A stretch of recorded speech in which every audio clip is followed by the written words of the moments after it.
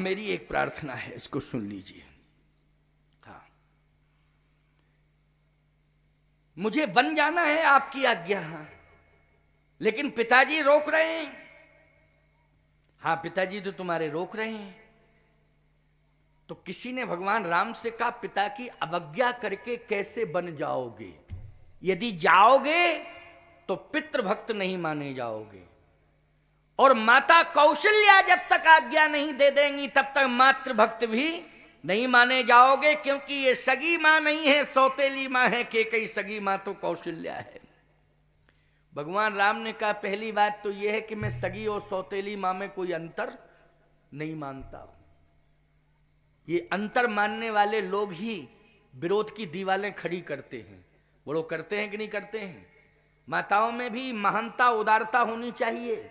मैं कहता हूं कि माताओं, तुम कौशल्या बनो। कौशल्या सगी मां है, राम की सगी मां है कौशल्या, लेकिन भरत से कितना प्रेम करती है, कितना प्रेम करती है भरत से, जरा सोचो, विचार करो। और सगी मां केकई, भरत की सगी मां केकई है, लेकिन केकई राम से, कौशल्या के बेटे राम से कितना प्रेम करती है। ये रामायण की चौपाई है, निकालो जरा रामायण से। जो विधि जन्म देई कर छोहू,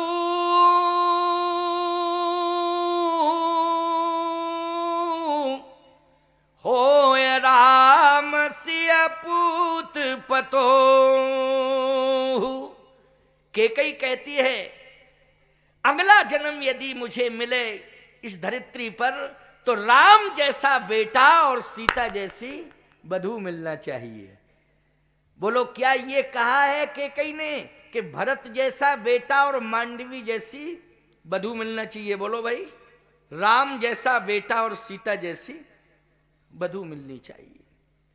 मांग रही है राम के लिए, राम को ही मांग रही है, सीता को मांग रही है। और किससे मांग रही है? विधाता से मांग रही है। विधाता से मांग रही है कि इस धरती पर यदि मैं आऊं और नारी का ये वेश अगर मुझे मिलता है तो मुझे राम जैसा बेटा और सीता जैसी वधू मिलना चाहिए। बोलो, ये प्रेम किया कि नहीं किया? और कौशल्या क्या कह रही हैं?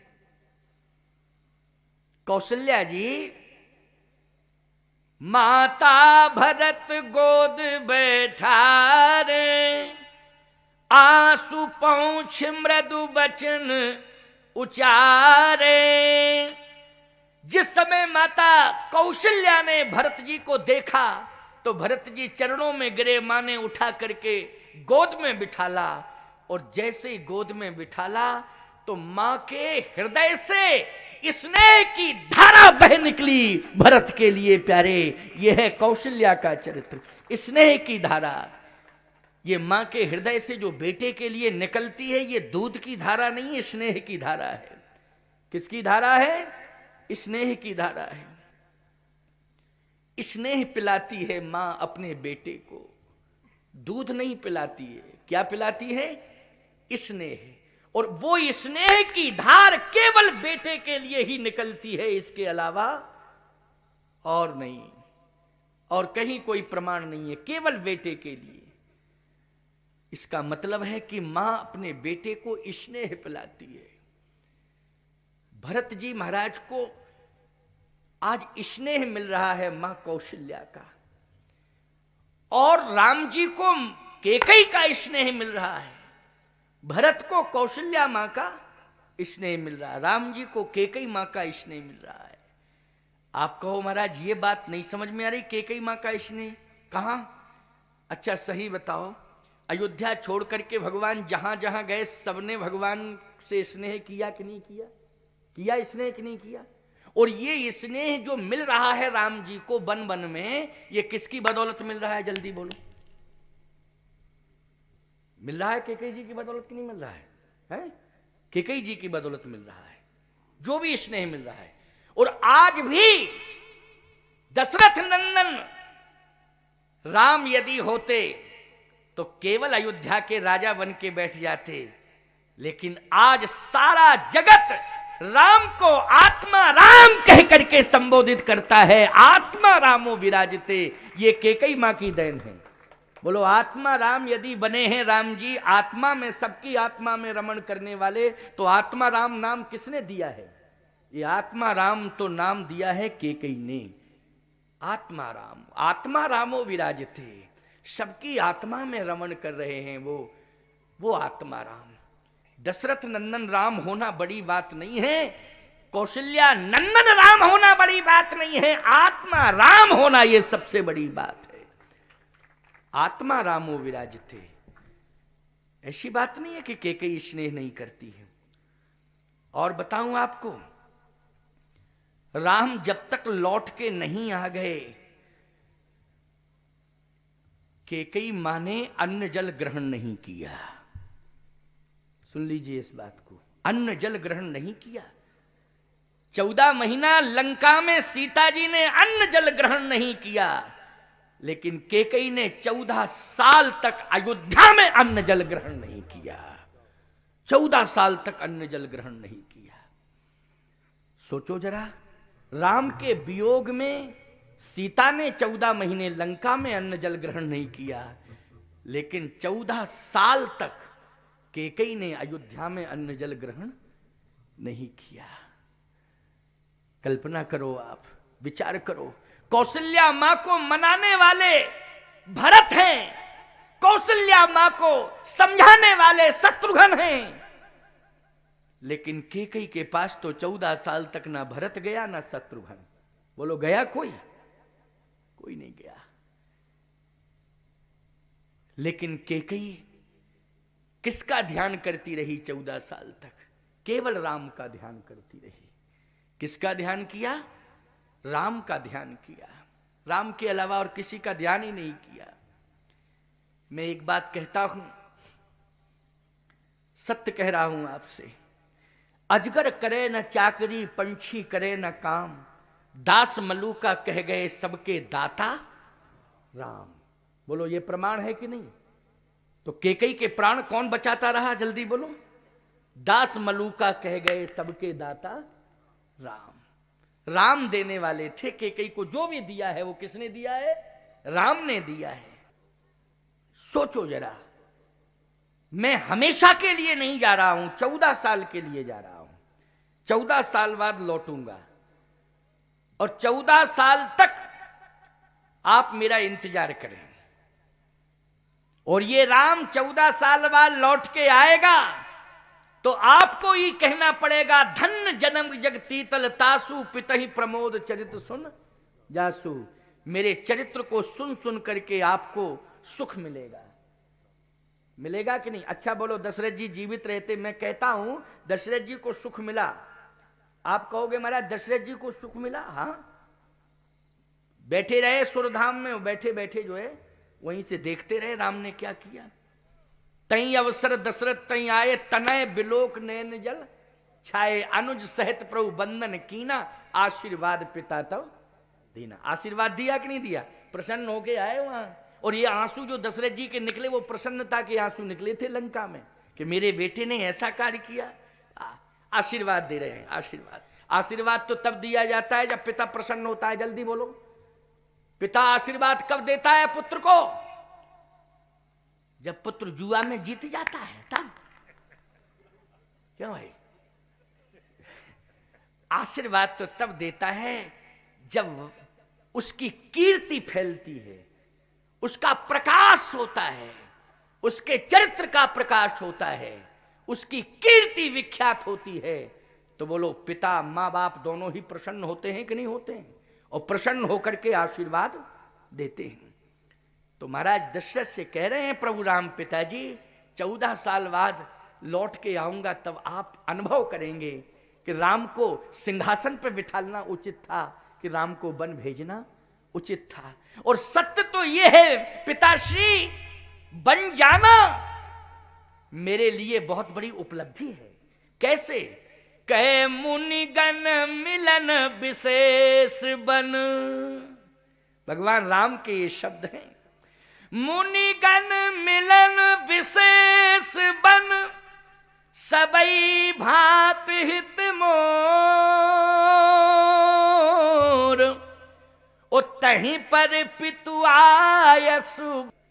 अच्छा बताओ, वन जाने का विशेष कारण भगवान ने मुनिगण मिलन, मुनियों से मिलना, बोलो बताया मुनियों से मिलना। माता पिता को प्रसन्नता होनी चाहिए कि नहीं, कि मुनि महात्माओं से मेरे बच्चे मिल रहे हैं।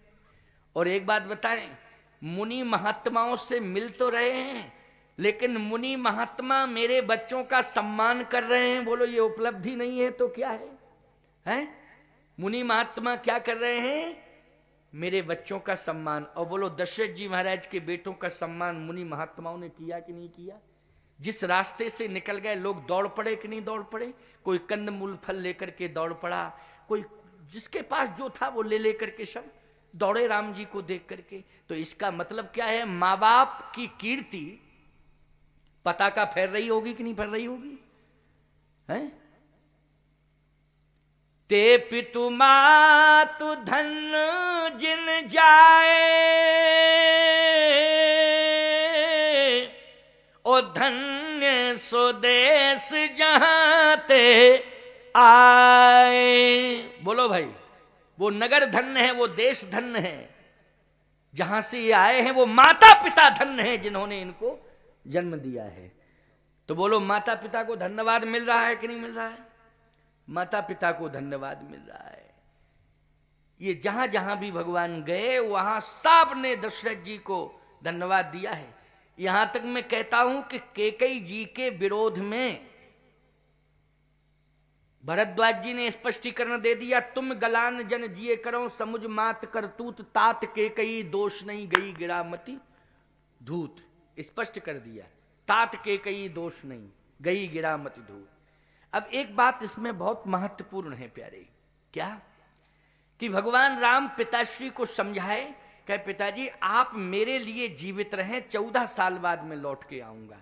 लेकिन 14 साल तक का रिजल्ट कैसा निकलता है जरा आप विचार तो कर लीजिए।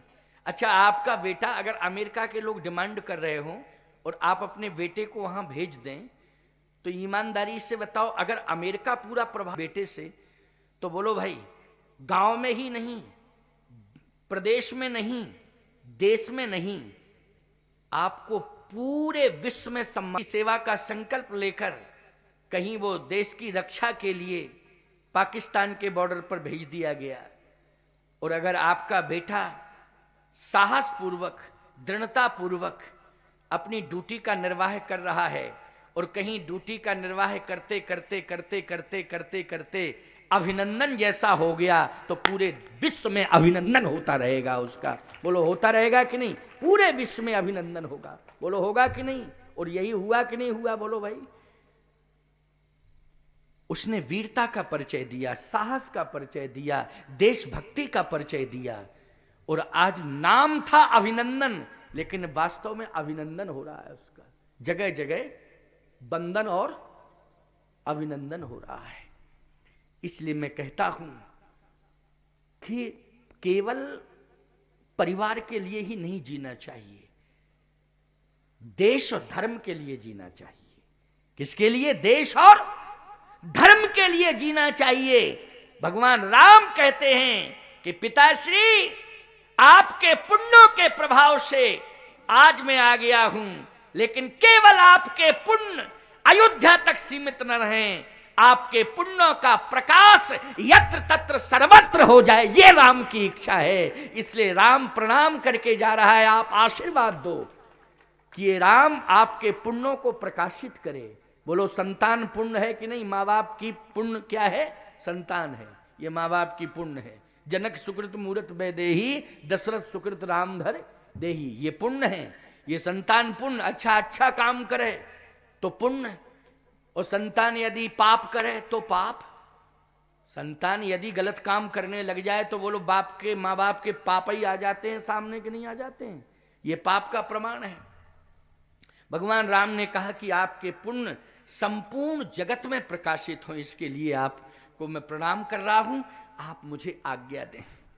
भगवान ने प्रणाम किया। आप कहोगे लेकिन आज्ञा नहीं मिली, समझाया है, आज्ञा नहीं मिली। आज्ञा कैसे मिलेगी? अब रामायण पढ़ो, आगे आज्ञा भी मिलेगी। मिलेगी आज्ञा? क्योंकि रामायण में प्रमाण है, कहीं इधर उधर से थोड़ी दूंगा प्रमाण। ये तो समझाना हुआ, आज्ञा नहीं, दशरथ जी ने आज्ञा नहीं दी। जैसे ही भगवान राम चले, महाराज श्री दशरथ ने हाथ जोड़े ऐसे। किसको हाथ जोड़े? भगवान शंकर को। जैसे शिव जी को हाथ जोड़े तो शिव जी ने कहा, क्या चाहते हैं आप? कहा, मेरे राम को रोको रोको रोको। यह प्रमाण है रामायण का। सुमिरी महेश कहान हो री,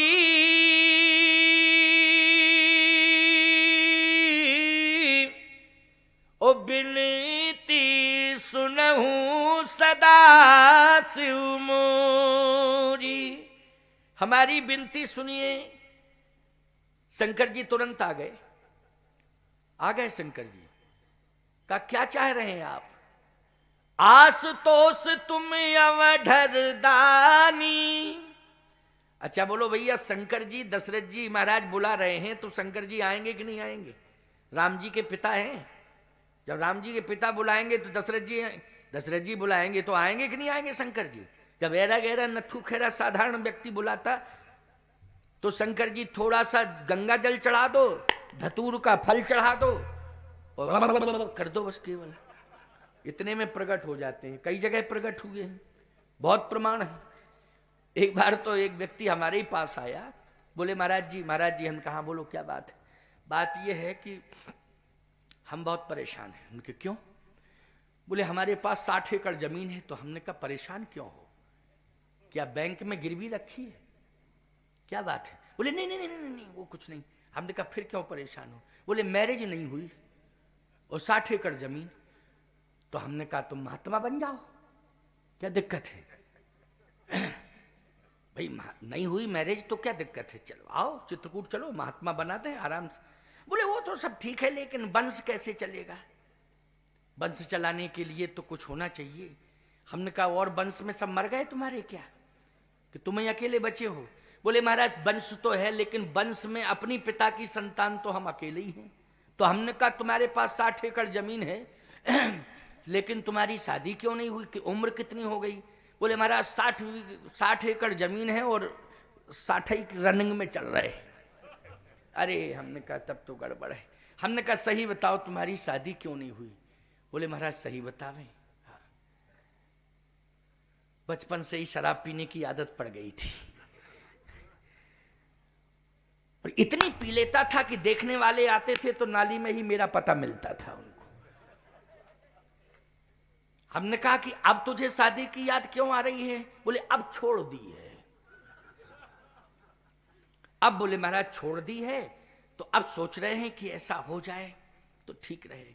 हमने कहा, देखो भैया, इतनी उम्र पर हम तुम्हें आशीर्वाद शादी वाला नहीं देंगे। क्यों महाराज, क्यों नहीं दोगे? हमने कहा, इसलिए कि बिना ब्रेक का मोटरसाइकिल समझ लो। हमने कहा, बिना ब्रेक का मोटरसाइकिल और बिना सबल विरोधी दल का प्रजातंत्र। समझ गए हो ना? बिना ब्रेक का मोटरसाइकिल और बिना सबल विरोधी दल का प्रजातंत्र और बुढ़ापे की शादी, ये इंसान को ये स्मशान तक पहुंचाने के लिए सुपर फास्ट ट्रेन का काम करते हैं। हमने कहा, हम नहीं ये आशीर्वाद दे सकते। क्यों भाई, क्यों दें ऐसा आशीर्वाद? हमने कहा, ये मेरे। बोले महाराज तो फिर हम जाएं? हमने कहा, जाओ। तब तक एक व्यक्ति बोला, बोले सुनो, ये तो महात्मा ही है, एक बहुत बड़े महात्मा है, हम तुम्हें पता दे रहे हैं। तो हमारे कान लग गए। हमने कहा, कौन महात्मा के पास भेज रहा है भाई? कहे, देखा महात्मा ने उदास कर दिया, कुछ दिया, तुम परेशान होते हो। महात्मा महात्मा महात्मा, क्या मिला तुम्हें? बोलो। कहे, मिला तो कुछ नहीं है। कहे, हम बता रहे हैं पता तुम्हें, ऐसा महात्मा, उसके पास जाओ जो सब कुछ मिले। कहे, कौन है? बोले भोले बाबा। भोले बाबा से बड़ा कोई, यही बात मैंने पहले कही थी नहीं प्रारंभ में, कि भोले बाबा से बड़ा संत जो है दुनिया में है ही नहीं कोई। बोले भोले बाबा के पास जाओ, उनसे बड़ा महात्मा कौन है? तो हमें तसल्ली हो गई कि चलो हमारे मन की बात कह दी। क्योंकि भोले और किसी का नाम लेता तो गड़बड़ हो जाता कि नहीं हो जाता, पता नहीं हम क्या सोचने लगते। बोले भोले बाबा के पास जाओ। हमने कहा चलो अच्छी जगह भेज रहा है, भोले बाबा के पास। बोले करना क्या पड़ेगा? बोले उन्हीं से मांग, उन्हीं से मांग। बोले प्रसन्न कब होंगे? बोले ज्यादा नहीं, गंगा जल चढ़ा देना, थोड़ा सा बेलपत्र चढ़ा देना, धतूर का फल चढ़ा देना, और थोड़ा सा मंत्र तो तुम्हें आता नहीं, ऐसे कर देना मुंह से। बोले बस, बोले बस इतने ही। उसने यही जाके किया, लौट के आया। बोले रिजल्ट तो कुछ नहीं निकला। अरे बोले एक दिन में नहीं, दूसरे दिन भी चले जाओ, क्या दिक्कत है? दूसरे दिन गया, फिर लौट के आया। बोले दूसरे दिन भी कोई रिजल्ट। अरे बोले तीसरे दिन जाओ, निश्चित 101% सफलता मिलेगी। तीसरे दिन गया और वास्तव में नियमानुसार उसने ये कार्य किया। शंकर जी प्रकट हो गए। बोले मांग वर, मांग वर, मांग वर। माथा पकड़ के रोने लगा। शंकर जी बोले रो क्यों रहा? अरे बोले वर तो हम ही हैं, वधू चाहिए। बोले 3 दिन तक पूजा की फिर भी बराई, डबल बर नहीं, बर तो हम ही हैं, हमें तो वधू चाहिए। तो कहने का तात्पर्य मेरा ये है कि भोले बाबा इतने भोले हैं कि वरदान दे देते हैं। बोलो दे देते हैं कि नहीं? तो वही जब सामान्य से सामान्य हैरा गहरा नट्ठू खैरा जाते हैं, शंकर जी प्रसन्न हो जाते हैं। अब ये तो भगवान राम के पिता महाराज दशरथ हैं। बोलो बुलाएंगे शंकर जी को तो शंकर जी आएंगे कि नहीं आएंगे? और वास्तव में शंकर जी प्रकट हो गए। और जैसे प्रकट हुए कहा क्या चाहते हैं चक्रवर्ती सम्राट, बताओ क्या चाहिए? भगवान शंकर ने कहा जल्दी बोलो, जल्दी बोलो, क्या चाहिए? दशरथ जी ने कहा महाराज आस तोस तुम अवधर दानी, आस तोस तुम अवधर दानी,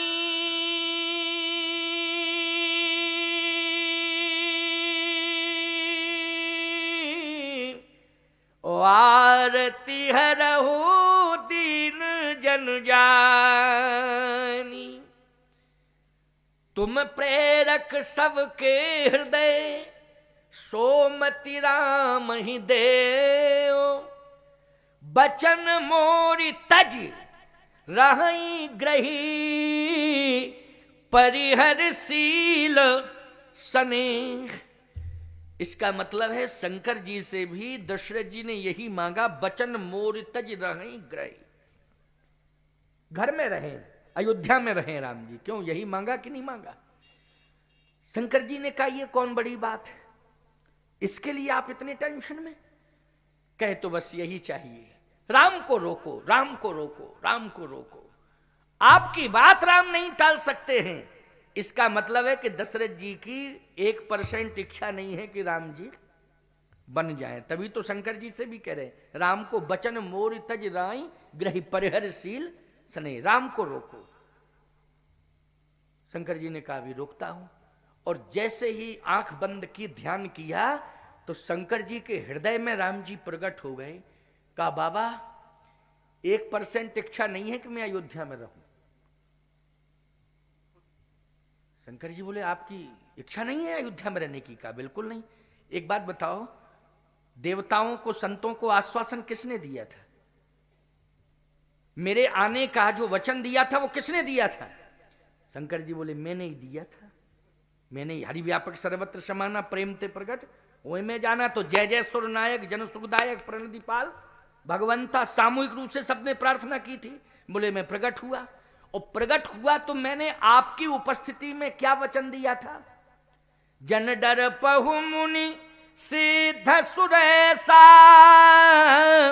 और तुम ही लाग धरि हो नर भेसा, तुम ही लाग धरि हो नर भेसा। अच्छा पुन्नूलाल मोहले, आओ आओ, बैठो बैठो बैठो बैठो भाई मोहले जी बैठो। ये जब भी आते हमारी कथा में आते हैं,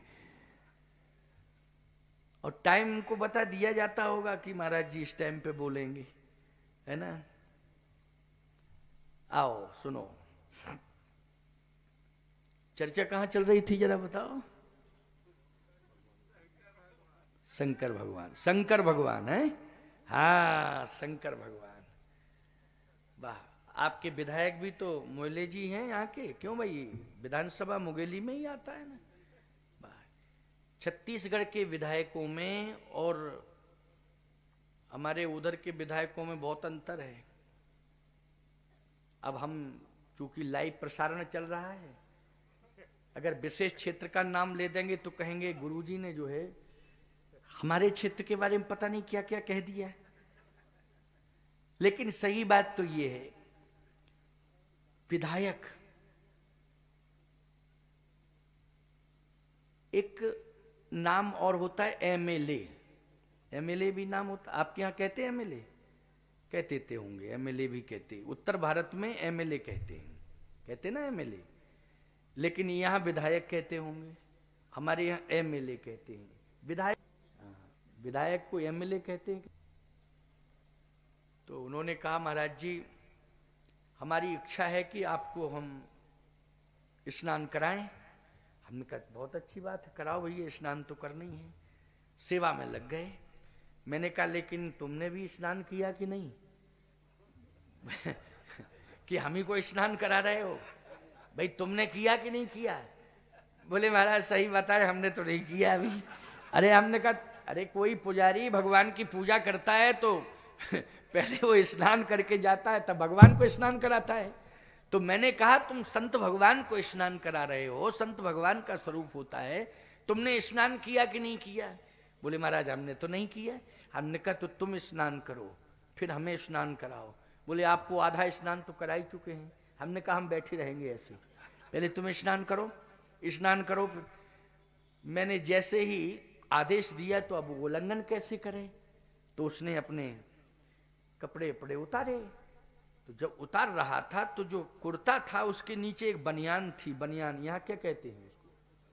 बनियान ही कहते हैं ना, बनियान, सिली हुई बनियान, दर्जी के द्वारा सिली हुई बनियान। एक रेडीमेड बनियान आती, एक सिलवानी पड़ती। तो बनियान सिली हुई पहनते थे, रेडीमेड नहीं पहनते थे। और जैसे ही वो बनियान मैंने देखी तो मैंने कहा कि इधर आओ एमएलए साहब, ये बनियान है? बोले हाँ महाराज बनियान। हमने कहा किस टेलर ने बनाई? बोले वो स्पेशल हमारा टेलर है। हमने कहा ये बताओ जरा इस ऐसी बनियान पहली बार मैंने देखी। बोले महाराज मतलब क्या है? हमने कहा बनियान में, कुर्ता हो चाहे बनियान हो, मुश्किल से 2 या 3 जेबें होती हैं, लेकिन तुम्हारी अंदर वाली बनियान में 6 जेबें क्यों हैं? 3 इस तरफ और 3 इस तरफ। बोले महाराज जी वो तो अपनी अपनी सेटिंग है। अरे हमने कहा ये कौन सी सेटिंग हुई, बेवकूफ हो गया, 6 बनियानें कहीं होती हैं? बोले महाराज बात यह है कि हमें एमएलए और नोट आते हैं ज्यादा, तो कुछ इस जेब में मेले, इसमें मेले, कुछ इसमें कुछ इसमें, बन गए एमएलए। लेकिन भाई पुन्नू लाल जी जो है ऐसे एमएलए हैं कि लगातार जो है जनता इनको 7वीं बार जिताई। क्यों, कितने बार? 10 बार। ओहो, हम ही भूल में थे। 10 बार जनता ने लगातार 10 बार जिताया। 10 बार जब जनता जिता चुकी है तो 11वीं बार तो जीतना ही जीतना है। क्यों भाई पुन्नू लाल है? जनता के द्वारा बार बार मत अगर किसी को मिल रहा है प्यारे, तो ये समझ लेना कि उसकी जनप्रियता ही होती है। और जनप्रिय होना भी चाहिए, जनप्रतिनिधि को जनप्रिय होना चाहिए।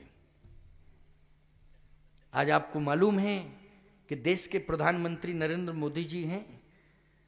नरेंद्र मोदी एक ऐसे प्रधानमंत्री हैं कि जिनकी जनप्रियता, लोकप्रियता बढ़ती जा रही है। ऐसा मत मानना भाई कोई अगर अन्य दलों से जुड़ा हो तो हमारी बात को थोड़ा सा सोचने लगे कि महाराज जी ये पुन्नूलाल मोहल्लों को देखकर कहने लगे क्या? नहीं नहीं नहीं नहीं, ऐसी बात नहीं है। जो बात सत्य है उसको मैं कह रहा हूं। हमारे देश का सबसे बड़ा कलंक, सबसे बड़ा कलंक जो विश्व के लोग कहते थे कि वो ताकत संतों की कहां है, वो राम की ताकत कहां है, वो शिव की ताकत कहां है, वो गणेश और दुर्गा की ताकत कहां है कि मंदिर अभी तक नहीं बन पा रहा है। लोग कहते थे कि नहीं कहते थे? जहां भी मैं जाता था वहां यह प्रश्न खड़ा हो जाता था, अन्य देशों में भी यह प्रश्न खड़ा होता था, वो ताकत गई कहां? वो राम की ताकत कहां गई? वो कृष्ण की ताकत कहां गई? वो गणेश तो दुर्गा की ताकत कहां गई? वो संतों की ताकत कहां गई कि मंदिर अभी तक नहीं बन पा रहा है? लेकिन संपूर्ण संतों ने, वो देवी देवताओं ने वास्तव में नरेंद्र मोदी को आशीर्वाद दे दिया है कि आज अयोध्या में भव्य दिव्य राम मंदिर बन रहा है। विश्व का पहला मंदिर बनने जा रहा है, विश्व का पहला मंदिर ऐसा, संपूर्ण विश्व में पहला मंदिर ऐसा होगा, राम मंदिर, जिसकी भव्यता दिव्यता राम मंदिर के आगे अन्य किसी देश में अन्य मंदिरों की होगी ही नहीं प्यारे। ऐसी भव्यता दिव्यता राम मंदिर की होगी। बस प्यारे, अंतर इतना है कि धैर्य का फल मीठा होता है। किसका फल? धैर्य का फल मीठा होता है। इसलिए मैं कहता हूं कि अच्छे कार्य की प्रशंसा करनी चाहिए। 370 जैसा कलंक, बोलो भाई, आज कश्मीर के लोग सुखानुभूति महसूस कर रहे हैं, सुखानुभूति महसूस कर रहे हैं कश्मीर के लोग। हम लोग तो डरते थे कि कभी आतंकवादी ना घुस जाएं, पता नहीं कहां से घुस जाएं, कब अशांति फैला दें। एक समय वो था कि लोकसभा में भी आतंकवादी घुस गए थे। बोलो, एक समय वो था कि लोकसभा में भी आतंकवादी घुस गए थे। आज पाकिस्तान को मुश्किल पड़ रहा है कि हम आतंकवादियों को रखें कैसे अपने देश में, मुश्किल पड़ रहा है उनको। पाकिस्तान को मुश्किल पड़ रहा है कि हम आतंकवादियों को छिपाएं कहां। आज छिपाने के लिए पाकिस्तान में भी जगह सोचना पड़ रहा है वहां के प्रधानमंत्री को। बोलो, प्रधानमंत्री, पाकिस्तान के प्रधानमंत्री को सोचना पड़ रहा है कि नहीं सोचना पड़ रहा है? सीधी सी बात यह है प्यारे कि हम अपने लिए राजनीति न करें, हम अपने लिए न जिएं, हम देश के लिए जिएं और देश कल्याण के लिए राजनीति करें। यह हमारा लक्ष्य होना चाहिए, देश कल्याण के लिए। यह हमारा शरीर देश कल्याण के लिए आया है। देश का कल्याण होगा, हमारा अपने आप हो जाएगा। बोलो, हो जाएगा कि नहीं हो जाएगा? और यदि हम अपने कल्याण में लग गए और देश के प्रति हम अपने कर्तव्यों का निर्वाह नहीं कर पाए, तो मरने के बाद इतिहास क्षमा नहीं करेगा। कभी इतिहास क्षमा नहीं करेगा। जयचंद को आज तक इतिहास ने क्षमा नहीं कर पाया है प्यारे। जयचंद आज भी कलंकित है। बोलो, है कलंकित कि नहीं? और सत्य कह रहा हूं आपसे, महाराणा प्रताप का इतिहास स्वर्ण अक्षरों में लिखा जाता है। छत्रपति शिवाजी का इतिहास स्वर्ण अक्षरों में लिखा जाता है। सरदार भगत सिंह, बंदा बैरागी, सुभाष चंद्र बोस, राम प्रसाद बिस्मिल, ईमानदारी से बताओ, आज भी याद किए जाते हैं कि नहीं किए जाते हैं? ये अपने लिए जी रहे थे कि देश के लिए? मरे हैं तो अपने लिए नहीं, देश के लिए इन्होंने कुर्बानी दी है। इसलिए मैं कहता हूं भैया कि अपने लिए नहीं, अपने धर्म के लिए, अपने देश के लिए, अपने राष्ट्र के लिए हमारा जीवन होना चाहिए। भगवान राम ने भी अपना जीवन किसके लिए समर्पित किया? भगवान शंकर से यही तो कह रहे हैं प्रभु राम, भगवान शिव से यही कह रहे हैं अंतःकरण में बैठे बैठे। एक बार आप विचार करिए, क्या मैं अयोध्या के सिंहासन के लिए आया हूं? जन डर पहु मुनि सिद्ध सुरेशा, और तुम ही लागी धरि हो नर भेषा। तुम ही लाग धरि हो नर भेषा। जन डरपहु मुनि सिद्ध सुरेशा। मुनि महात्माओं के लिए, गौ ब्राह्मण के लिए, भक्तों के लिए, धरती के उद्धार के लिए मैं आया हूं कि नहीं आया हूं? और आज जा रहा हूं तो किसके लिए जा रहा हूं? कल्याण करने के लिए जा रहा हूं। भगवान शंकर ने कहा, बिल्कुल आप ठीक कह रहे हैं, लेकिन मैं धर्म संकट में फंस गया आके। अगर मैं कैलाश से ही नहीं आता तो ठीक था, लेकिन मैं समझा कि आपके पिताजी बुला रहे हो, आ गया मैं, वो आ गया, अब मैं फंस गया हूं, अब मैं क्या करूं। भगवान राम ने कहा कि आप जो मैं कहूं वही करिए। तो आप बताइए मैं क्या करूं। भगवान राम ने कहा कि आप मेरे पिताजी की मति को बदलिए, मति को बदलिए। शंकर जी बोले बदल रहे हैं, अगर न बदली तो, कहे बदलिए तो बदलिए। भगवान शंकर ने कहा ठीक। शंकर जी अब बदल रहे हैं मति को। क्या कह रहे हैं, दशरथ राम अयोध्या में रहेंगे तो तुम प्रसन्न रहोगे, हां, लेकिन तुम प्रसन्न रहोगे, तुम्हारी कीर्ति में धब्बा लगेगा। अब बोलो, तुम प्रसन्न, मन को प्रसन्न करना चाहते हो, लेकिन कीर्ति को धूमिल करना चाहते हो। यह मन अच्छा नहीं होता, चंचल होता है, यह चंचल मन भटकाता है। इसलिए कीर्ति में धब्बा ना लग जाए, इसके लिए आप अपनी कीर्ति को उज्जवल रखें। दशरथ जी ने कहा आप कहना क्या चाहते हैं। भगवान शंकर ने कहा कि अगर राम बन नहीं जाते हैं तो आपका लोक परलोक, अगर राम बन नहीं जाते हैं, अयोध्या में रहते हैं, तो आपका लोक भी बिगड़ेगा, परलोक भी बिगड़ेगा। आपको लोक में भी अपयश मिलेगा और परलोक में भी अपयश मिलेगा। अब बोलो, अपयश चाहते हो? अगर राम को अयोध्या में रखोगे तो अपयश मिलेगा, केवल लोक में ही अपयश नहीं मिलेगा, परलोक में भी अपयश मिलेगा। अजस दशरथ जी कह रहे हैं हमें न लोक की चिंता है न परलोक की चिंता है। अजस हो ये जग सुजस नसाऊ,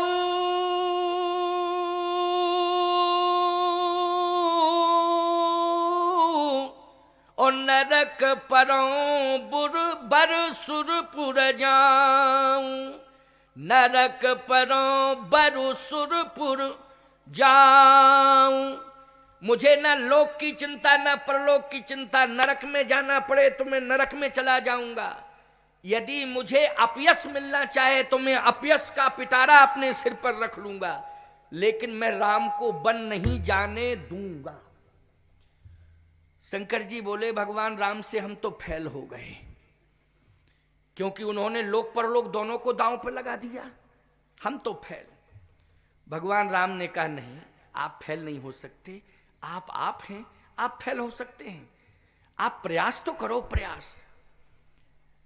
भगवान शंकर ने कहा एक काम किया जाए, प्रयास मेरा रहेगा जारी, लेकिन अंदर से आप प्रयास करें और बाहर से मैं प्रयास करूं। अंदर से आप अपने पिताश्री की मति को बदलें और बाहर से मैं बदलूं। जब दोनों का प्रेशर पड़ेगा तो निश्चित है परिवर्तन होगा, लेकिन आपको भी प्रयास करना पड़ेगा।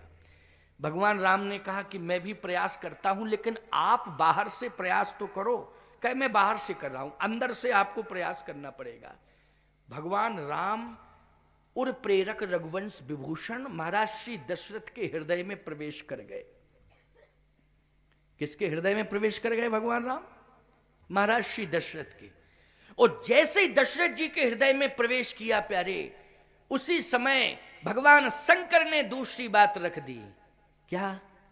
दशरथ एक बार मेरी बात सुन लो, मैं राम को रोक तो दूंगा, लेकिन बहुत बड़ा अपयश मिलेगा रघुकुल को, क्योंकि रघुकुल रीति सदा चली आई,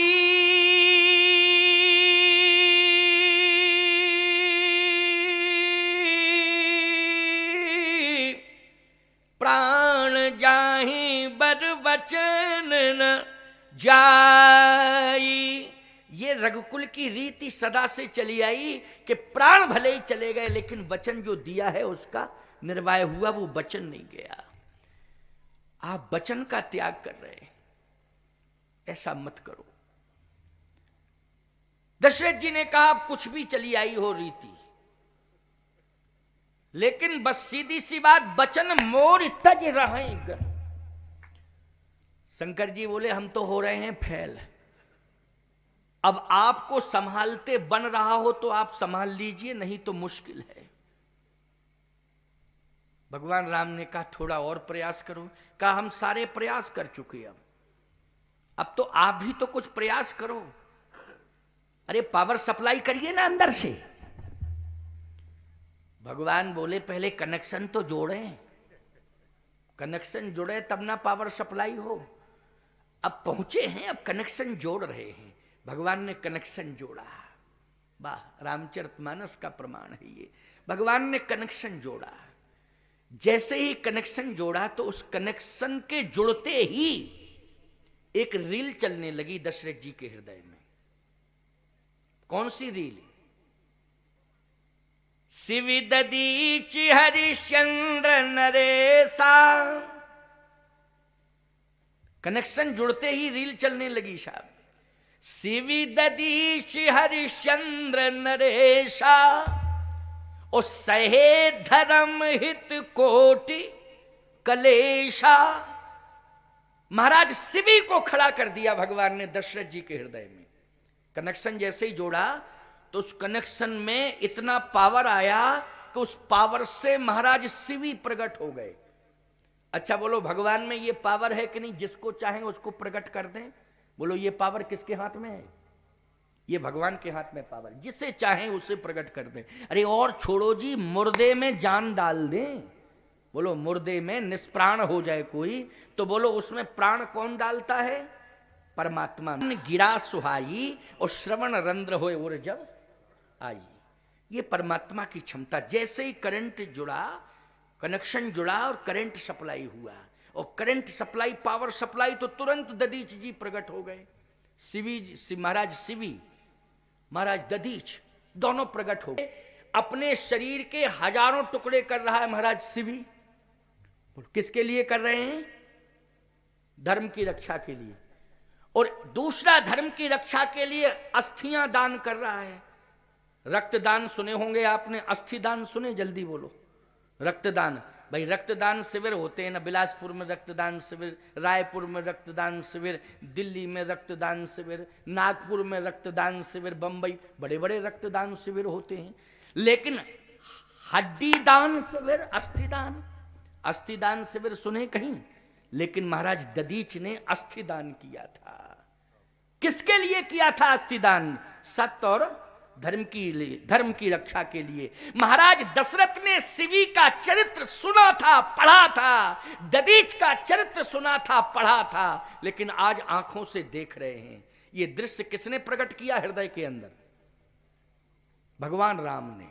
और शंकर जी हाथ जोड़े बाहर खड़े हैं। अब दशरथ जी की आंखों से आंसू गिर रहे हैं, आंसू तेज होते जा रहे हैं। भगवान शंकर समझ गए पावर सप्लाई हो गया, क्योंकि इतने आंसू निकल रहे हैं, झरझर झरझर झरझर झरझर आंसू। इसका मतलब है कि प्रभाव छूटने लगा, निश्चित है कि परिवर्तन आएगा। भगवान शंकर ने कहा सीताराम। अब बताइए आपने क्या निर्णय लिया? दशरथ जी बोले 2 मिनट और रुक जाइए, थोड़ा हमको अब विचार करने दो। समझ गए शंकर जी कि 2 मिनट और रुक जाइए, इसका मतलब है असर हुआ है। दोबारा जैसे ही आंख बंद की, रंत देव बलि भूप सुजाना, ओ धर्म धरऊ सही संकट नाना।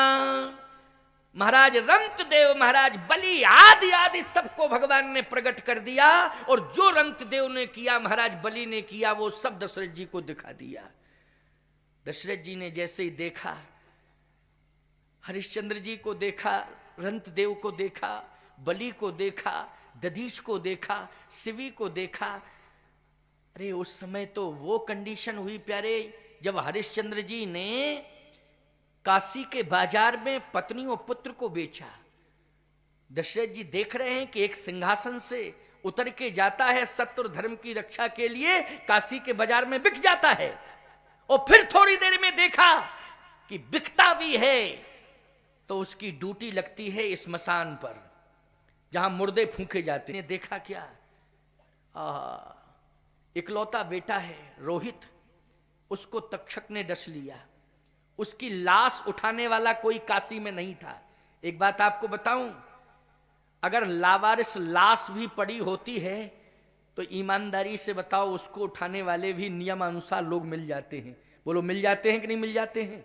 थोड़ा नियम का पालन जरूर करना पड़ता है कि भाई पुलिस इंफॉर्मेशन दो। क्यों भाई, पुलिस इंफॉर्मेशन दो, लेकिन सिंपैथी लोगों की जुड़ जाती है उसके साथ कि नहीं जुड़ती है? कि नहीं जुड़ती है? लेकिन आज कौन नहीं जानता है कि हरिश्चंद्र के बेटे की लाश है ये रोहित की। काशी जैसे नगर में, जहां पर संस्कारों की भूमि माना जाता है काशी को, लेकिन आज काशी की भूमि पर रोहित की लाश को कोई छूने वाला नहीं है। आज विश्वामित्र के डर के मारे सब इधर उधर खड़े हैं, देख रहे हैं, लेकिन कोई लाश के पास नहीं पहुंच रहा है। इस दृश्य को कौन देख रहा है? बोलो, दशरथ जी देख रहे हैं। दिखा कौन रहा है? स्वयं परमात्मा, स्वयं प्रभु राम दिखा रहे हैं। थोड़ी देर में दौड़ के आती है तारा, हरिश्चंद्र की पत्नी, और उसने पुत्र को उठाया, हृदय से लगाया और माथा पटकने लगी और कहा, भैया मेरे पुत्र को कोई जाके स्मशान तक ले जाए, अंतिम संस्कार कर दे। लेकिन कोई नहीं मिला, कफन तक नहीं मिला प्यारे। उसने अपना पल्लू जो है फाड़ा, कुछ साड़ी के भाग से अपनी मर्यादा को सुरक्षित किए हैं, कुछ शेष पल्लू में अपने पुत्र की लाश को लपेटे हुए हैं, और पुत्र की लाश को लपेट करके रोती बिलखती हुई स्मशान पर पहुंची। और जैसे ही अंतिम संस्कार, दग्ध करने लगी लाश को, अंतिम संस्कार करने लगी, उसी समय लाठी लेकर के हरिश्चंद्र आ गए। रुको, ये क्या कर रही है तू? बस जैसे ही देखा हरिश्चंद्र को, तो थोड़ा रूप में परिवर्तन हुआ था, लेकिन देख करके चरणों में गिर पड़ी। स्वामी आप यहां हैं, मुझे ये पता नहीं था कि आप स्मशान पर, शायद पुत्र की मृत्यु का समाचार आपको मिला होगा, इसलिए आप दौड़े दौड़े आए हैं, ये पुत्र की लाश है। कहा, रुक, मैं कहीं से दौड़ा नहीं आया हूं, मेरी ड्यूटी है स्मशान पर, पहले मुझे कर चाहिए। कहा, कर? ये कफन नहीं है, कफन का रंग बता देता है कफन है ये। क्यों भाई, बता देता है कि नहीं? ये कफन नहीं है, ये मेरी साड़ी का पल्लू है, जिसमें लपेट करके मैं पुत्र की लाश लाई हूं। जब कफन के लिए पैसा नहीं है तो कर कहां से दे सकती हूं? क्या विपत्ति में संबंधों को ठुकराया जाता है? जब विपत्ति आ जाती है तो संबंध भूले जाते हैं। आज विपत्ति आई है मेरे ऊपर तो आप पहचान खो बैठे हैं। क्या मैं आपकी पत्नी नहीं हूं? ये आपका पुत्र नहीं है? हरिश्चंद्र ने कहा, मैं पहचानता हूं कि तू पत्नी है मेरी, ये पहचानता हूं कि ये पुत्र है, इसकी लाश है, फिर कर मांग रहे हैं आप? हरिश्चंद्र ने कहा, सुन, मैं जानता हूं तू मेरी पत्नी है, मैं जानता हूं ये मेरा पुत्र है, लेकिन मैं पत्नी और पुत्र का त्याग कर सकता हूं, लेकिन जब तक जिंदा हूं तब तक सत्य और धर्म का त्याग नहीं कर सकता हूं। मेरा धर्म कहता है कि मुझे कर लेना चाहिए, मैं कर लूंगा। और जैसे ही दुस्साहस करके तारा ने रोहित के शव को दग्ध करना चाहा, उसी समय हरिश्चंद्र ने लाठी उठाई और वार करने ही वाले थे, उसी समय भगवान विष्णु प्रकट हो गए। हरिश्चंद्र, तुम्हारे सत्य की परीक्षा हो गई, तुम्हारे सत्य की परीक्षा हो गई। भगवान ने हरिश्चंद्र को हृदय से लगा लिया, रोहित को जीवंत दे दिया। बोलो, दे दिया कि नहीं? ईमानदारी के साथ बताओ, सत्य में बड़ी ताकत है कि नहीं? मुर्दे में भी प्राण आ जाते हैं कि नहीं आ जाते हैं? लेकिन सत्य का निर्वाह करना सीखो तब। अगर सत्य का निर्वाह करना सीखोगे तब ऐसा संभव है। और सत्य का केवल प्रदर्शन करोगे तो सत्य तुम्हारा साथ नहीं दे सकता है। प्रदर्शन मत करना। सत्य और धर्म एक दर्शन है, प्रदर्शन नहीं है। और दर्शन दर्शन होता है, प्रदर्शन प्रदर्शन होता है। और भगवान भी कहते हैं जो धर्म का प्रदर्शन करता है मेरा चक्र सुदर्शन उसके ऊपर चल जाता है। इसलिए सत्य सत्य है, धर्म धर्म है, सत्य और धर्म की रक्षा करना चाहिए। बस जैसे ही ऐसा दशरथ जी ने देखा आंख खुल पड़ी। भगवान शंकर ने कहा अब आप क्या चाह रहे हैं बताइए, आपका पुत्र अयोध्या में रहे या आपका पुत्र बन जाए, आपका पुत्र संपत्ति की रक्षा करे अयोध्या में रहकर, या आपका पुत्र सत्य और धर्म की रक्षा करे वन में रहकर? आप क्या चाहते हैं, संपत्ति की रक्षा कि सत्य और धर्म की रक्षा? भाई अयोध्या में रहते राम राजा बनके तो किसकी रक्षा होती? संपत्ति। राजा का प्रमुख धर्म क्या है बोलो? संपत्ति की रक्षा करना और उससे राज्य का प्रतिपाल करना। क्यों भाई, संपत्ति से ही उसकी रक्षा होगी तो राज्य का प्रतिपाल होगा।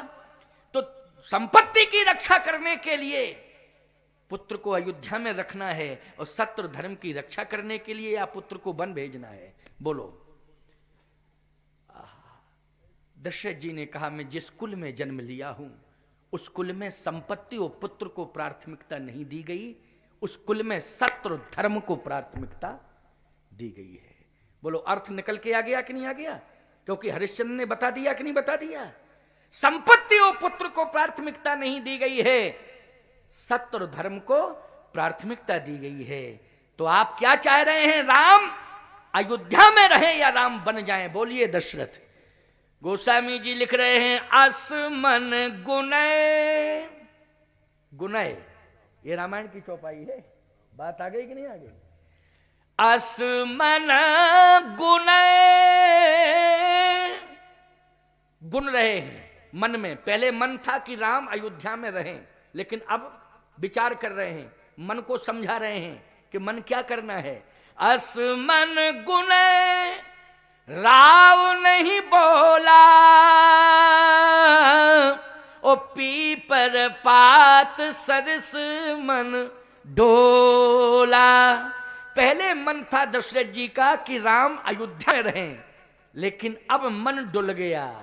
अब मन क्या है कि राम अब अयोध्या में ना रहें। तो बोले बोल क्यों नहीं रहे हो? राव नहीं बोला। दशरथ जी बोले मन ने तो बता दिया है कि हमारा मन अब राम को अयोध्या में रखने का नहीं है, तो बोल क्यों नहीं रहे हो? दशरथ जी बोले स्वीकृति तो दे रहा हूं, लेकिन मुखर स्वीकृति राम वनगमन की नहीं दे रहा हूं, राम को बन जाने की मौन स्वीकृति दे रहा हूं। मौनम स्वीकृति लक्षणम, मौन भी स्वीकृति का स्वीकृति भी मानी जाती कि नहीं? तो किसी ने कहा कि राम मौन स्वीकृति पिताजी ने दे दी आपको, लेकिन माता कौशल्या ने कहा मेरी मां तो मुखर स्वीकृति देंगी, मुखर।